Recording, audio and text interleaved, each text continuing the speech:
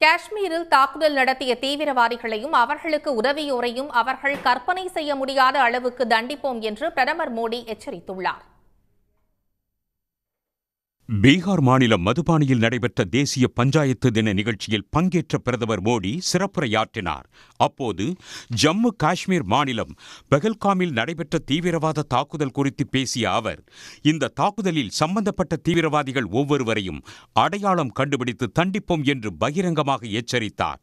தாக்குதலில் ஈடுபட்டோர், அவர்களுக்கு உதவியோர் ஒருவரையும் விடமாட்டோம் என்று கூறிய பிரதமர் மோடி, அவர்கள் கற்பனை செய்ய முடியாத அளவுக்கு தண்டிப்போம் என்றும் தெரிவித்தார். From the soil of Bihar, I say to the whole world,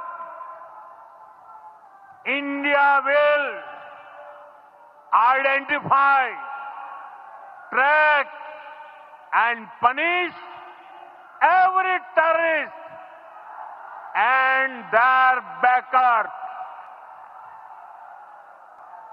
We will pursue them to the ends of the earth. India's spirit will never be broken by terrorism. பகல்காமில் நடந்த தீவிரவாத தாக்குதலுக்கு 48 மணி நேரத்திற்கு பிறகு தாக்குதல் குறித்து பொதுவெளியில் பேசிய பிரதமர் மோடி, தீவிரவாதத்தை தண்டித்து நீதியை நிலைநாட்ட அனைத்து முயற்சிகளும் மேற்கொள்ளப்படும் என்றும் தெரிவித்துள்ளார்.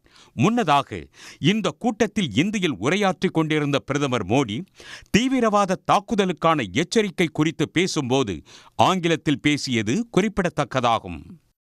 உடனுக்குடன் செய்திகளை தெரிந்து கொள்ள சன் நியூஸ் பெல் ஐகானை கிளிக் பண்ணுங்க.